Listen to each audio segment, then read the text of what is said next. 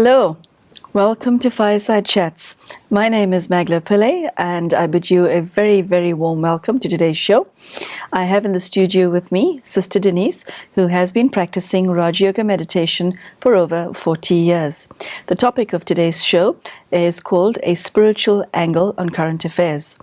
This topic we found to be relevant because of what is transpiring in the world today. We ask you in this series to take a deep look into your heart and to look at the subject of the core of spirituality. Does spirituality mean anything to you? Does it have any bearing? What is your relationship with God? Do you enjoy a balanced relationship with God? Does your understanding of life have any impact on your consciousness? Do you feel that you are harming yourself in any way? Are you a danger to yourself? Are you a danger to others? These are the many questions that we hope to be answering during the course of today's show, as well as in the shows to come. Sister Denise is here to share with us her wisdom and insight into the subject. Sister Denise, thank you very much for joining us, and a very, very warm welcome. Thank you. Always a pleasure to have you in the studio. Likewise. Please tell me, one needs to go no further than the newspaper or the television channel on any given day to be shocked, appalled, and or disgusted at what one sees on television. It seems like mankind is continually reaching a new low. How do you, with your spiritual understanding, maintain equanimity in the face of what one sees, as far as the bombardment of the media is concerned? You know, in the way people normally look at this is in the context of the idea of evolution, the idea of humanity progressing towards something very harmonious and with human rights and where people have quality lifestyle, where everything is moving to a better and better world. But when we see these things on TV about wars, about illnesses, about corruption, about the way people treat each other, most people say, what's going on? In fact, nowadays, I start hearing from people, they say, I think the world is destroying itself, civilization seems to be collapsing, we don't understand what's going on and why it's like this, because it's supposed to be going in the opposite direction. Now, if we look at it from the angle of Raj Yoga, as described in the teachings of the Brahma Kumaris, one of the things that we look at is the idea that maybe we're not evolving. Maybe things are moving towards a state of loss of power in so many different levels, not less current affairs. And why is this so? What does it mean? So the spiritual angle will say, well, one of the things we know is that things will be going to an extreme. And maybe they have reached an extreme and then they go the opposite way. So when we see all of these things, we don't say, why is it like this? But rather we say something like, well, we were told that things are going to go in this direction to a certain extreme point before everything starts going the other way. And I think because of this idea that there is an extreme point after which things go the other way, there isn't so much of a feeling of confusion or wonderment that why is it happening? And then the other thing that we see is that the world is like a enormous play or an enormous 3D film. and all of the people are the actors in the film, and at this particular point in the film is characterized by this very, very negative behavior globally, and that it will pass. And the other thing I think that is very helpful to feel, because you have empathy, you have sympathy with people who are going through very extreme conditions, you know, and then a normal person will see, okay, they suffer enormously and then they die ignominiously, and then that doesn't have any meaning. Whereas I think from a spiritual angle, we see, well, maybe it isn't without meaning. You know, maybe these characters who are playing out these scenes, their spirits, their souls, they will reincarnate. They will forget those horrific experiences. And even it is also said that when a person goes through suffering, any kind of suffering, it has a cleansing factor, and the soul is cleansed of negativity that came into it, and the soul gets rejuvenated, renewed, and it really is that the world is going through this kind of purging process before a new springtime, a new dawn. So we're really at the dark night of civilization. But you know, the world, the earth, has much more power than the environmentalists realize to regenerate itself. Because we see that somehow humanity is in a frenzy of destroying the earth, destroying each other, destroying the self. The civilizations are destroying themselves, the religions are destroying themselves. People don't see now where is it going. Whereas from a spiritual angle we see, okay, it's going to an extreme, but it will regenerate itself. So it makes us feel a certain amount of optimism, a certain feeling that, yeah, no, we will survive this, we will get through this, and everything will regenerate itself. So it gives us a much less hopeless feeling in comparison with what many people are feeling right now. Okay, so Sister Denise, apart from the shock and horror that we experience when reading the news, there's also a feeling of, well, even after the incident has passed, there's this feeling of fear that's left behind. Well, it happened to me as well. There's a fear of, is how badly is this going to spread? There's the fear of hating certain sectors of the world because of the association with such. There is disheartenment.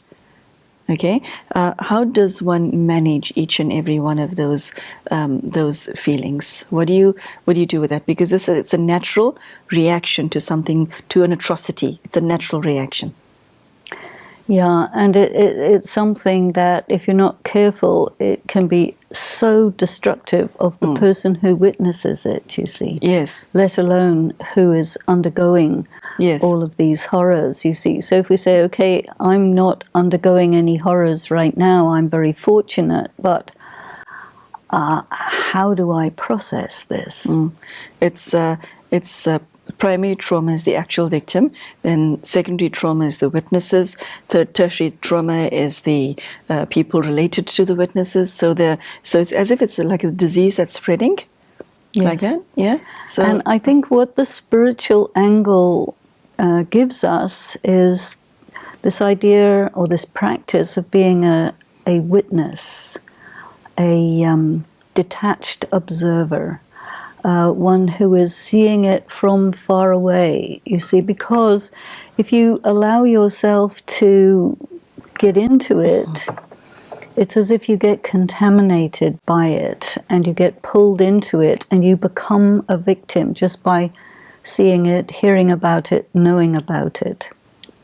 But from a spiritual angle, it would be said, no, you have to hold on to your humanity.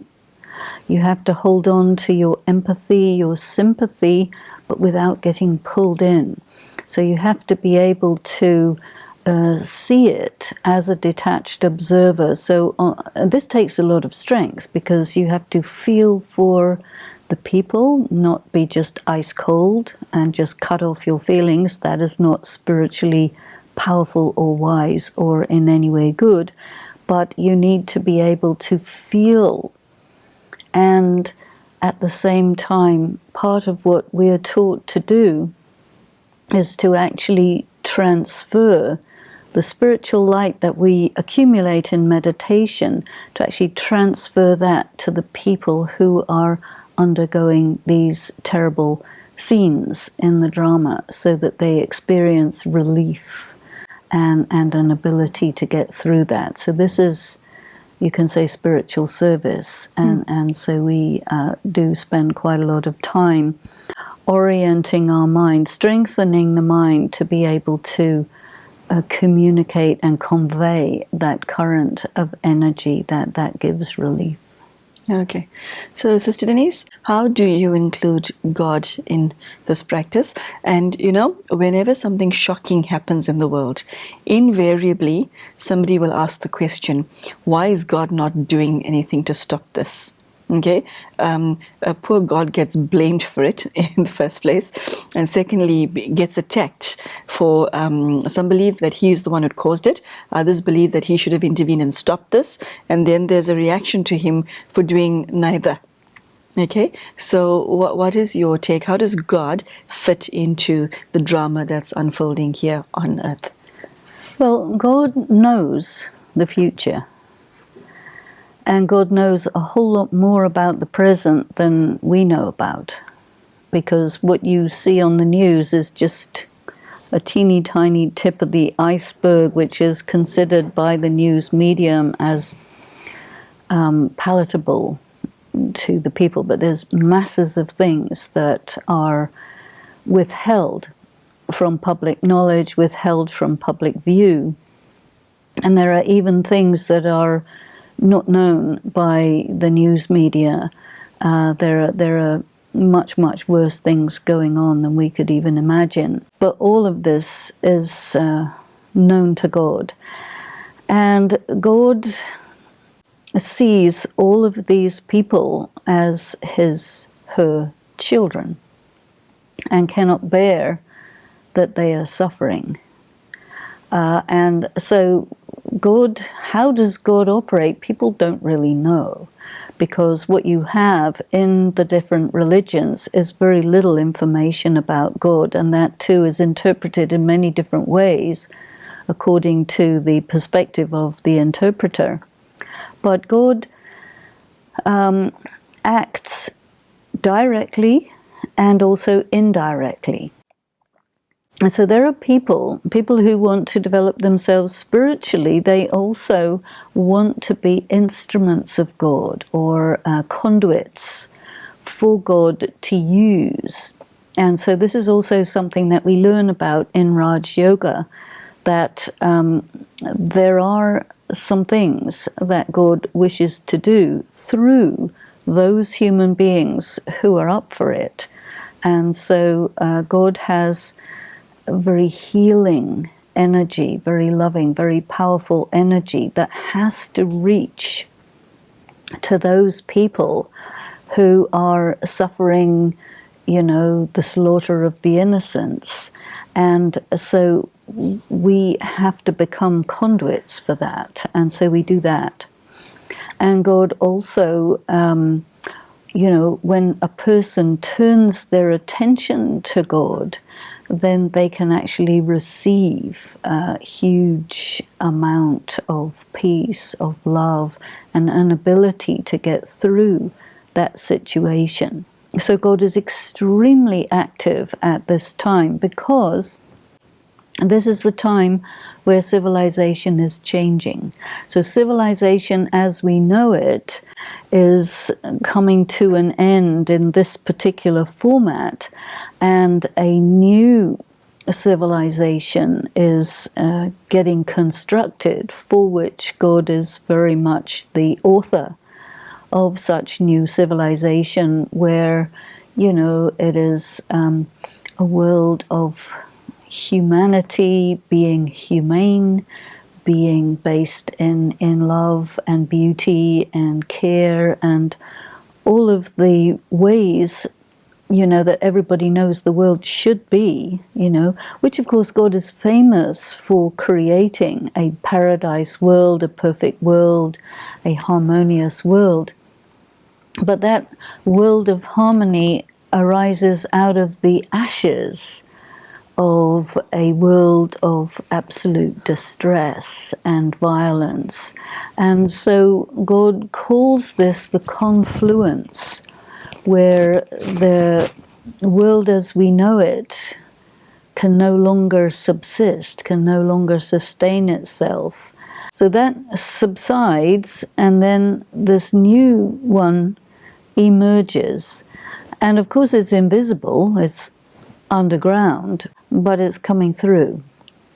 And so this is part of the teachings that we study, is that if you position yourself in the consciousness of what we call the confluence age, where these two civilizations are converging, and that with love for God and really trying to know God as he, she truly is, and being connected with God, you become part of the new creation. You know, and there are those who are very antagonistic to God, very antagonistic to fellow human beings, who are part of the destructive process. And so there is a destructive process and a constructive process going on at the same time. And sometimes it's compared to, you know, winter, where the leaves rot and they become the new soil in which the new seeds grow again. And so I think God's message to humanity at this time is, do not be afraid. Trust in me, be with me, and I will carry you through this, you see. And one has to go through it. But I think that there's a huge difference between going through it antagonistic to God and going through it with God, in the hands of God, you see. So there the question of love for God, faith in God, love for humanity, love for the world plays a very important part. Okay. Sister Denise, one nasty thing that happens to people when living in a world that has become so adversarial is that one is left with a feeling of fear. And it's so many different types of fear. How do you deal with that aspect of it alone, where you're, it's not the state that you want to be, but you're so horrified by what happens around you that there's, from a feeling of vulnerability, it becomes fear? Well, it becomes, people become paralyzed with fear, petrified. And this is where making yourself be with God changes things, you see. Because if you really connect yourself to God, there is these phrases, you know, fear not, I am with you, you know, and really know that God is with you, then that it changes the fear factor, and it changes into a courage factor. You know, when a child has the hand of the parent in a dangerous situation, the child doesn't feel fear because the parent is there. Similarly, a soul linked with God can get through anything because of that link. And so it's really a question of God saying, just link with me, I'll get you through this, don't worry. Okay. Sister Denise, could you tell us more about how you do the linking, given the fact that you mentioned in a previous episode, God does not have one of these? A body. Yes. Well, it's So it's the mind. You know, Okay. it's possible for a person to recognize the self as a spirit, as a being of light who's using a physical body and who persists beyond the duration of the physical body. Because the nature of a soul, a being of light, an intelligent being who is discarnate and who uses a body or leaves a body, you know, God is the same. A discarnate intelligence, but not a human soul. This is the supreme soul, the father of all the souls, the one who carries all the souls back with himself to something we call the home of souls. You know, sometimes people just want to go home. Yes. Stop the world, I want to get off, Yes. something like this. And it's a sort of reminiscent of this ancient memory that a time comes when all the souls return back to the world of light with God. And then the whole planet is completely reset. And then we return to the planet for another experience of life in a new civilization. So we're at a point of intense transition. And for that, we really need to be close to God, because if you're away from God, you do not have any support. If you're with God, and how do you become with God? In your mind. You just say, God, I'm your child, I'm with you, be with me, or I know you're with me. It's a kind of affirmation. And just allow yourself to become conscious of the self as a soul. And then you immediately come to that dimension where you are on the same level with God. And then with the power of stillness, with the power of the mind, you are on another level from the level of the world of matter, which is going through absolute change. That's what you have to do. Okay. So, Sister Denise, the measures that one employs to keep oneself safe in this, you may have covered it in the content already, but I'd like you to answer the question in this context. You mentioned getting in touch with one's own spirituality and how to handle the backlash of negative feelings and thoughts. Then you spoke of one's relationship with God. But my final question to you on the subject is, what steps do you take as an individual to protect yourself mentally, to protect yourself by way of your feelings, as well as physically, from the, in many cases, it's the bombs that are dropping. Okay, in other places, it's diseases for which humanity is yet to find a cure. In third place, it's instability in country. In other countries, it's a financial crisis. So there's all of these factors. But how does one protect oneself and maintain your dignity within the protection, not starve, not get attacked, not get hurt? Because being safe and secure is, I think, one of the most elemental needs a human being has. So where is your safety, and how do you get to a point where you feel safe? Not just you think, oh, I'm safe, I'm safe, I'm safe. You feel it, you experience it, and irrespective of what's going on around you, you're in your zone, as it were. I think we have to stop worrying about our security, because that puts out a vibration where you're not safe.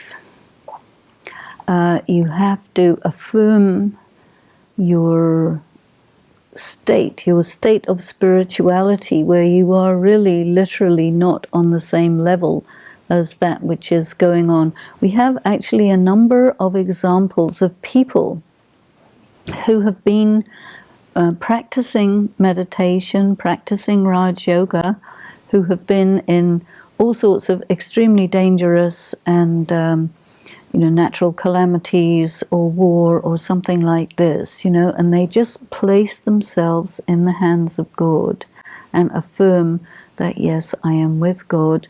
And what happens in the case of a kidnapper, the kidnapper says, I don't understand why you're so peaceful. You better go.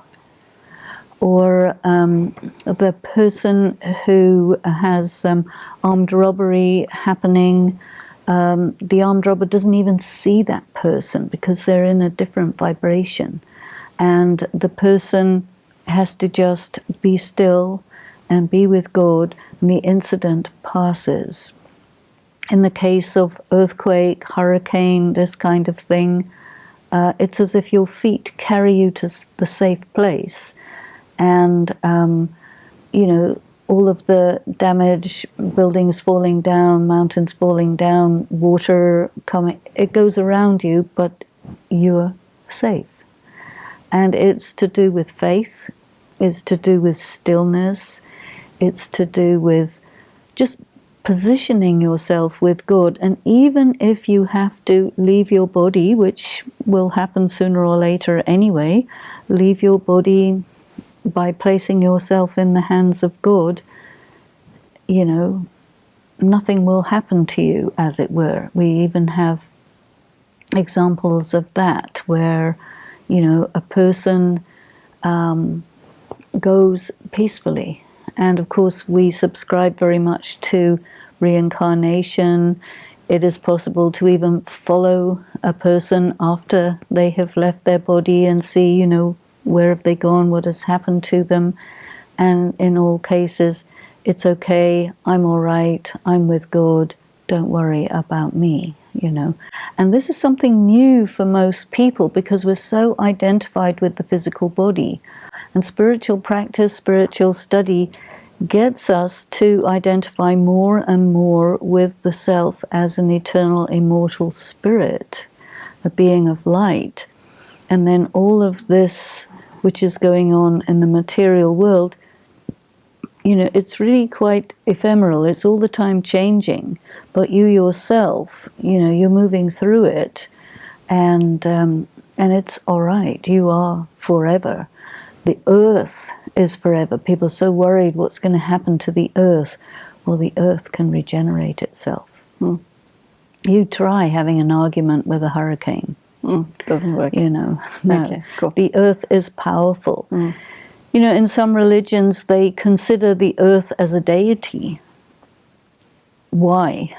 Because of its incredible power. The human spirit is connected with the planet Earth. I mean, people are looking for another planet to go live on when this one's been, totally wrecked by human greed. That there isn't any other planet that is like this one. This is it. And the fact that we have wrecked it doesn't prevent it from resetting itself. But our karma with God, our karma with each other, our karma with the earth will lead to some consequences, And there is a saying in India, which is very interesting, that at the time of catastrophe, those who have hatred for God experience destruction. And at the time of catastrophe, those who are having love for God experience victory, And this, in many cases, is the circumstance that we're in. So we really need to see, do I recognize God? Do I love God? Do I understand the huge role that God plays, especially at this time? And do I align myself with God, or do I just deny all of that?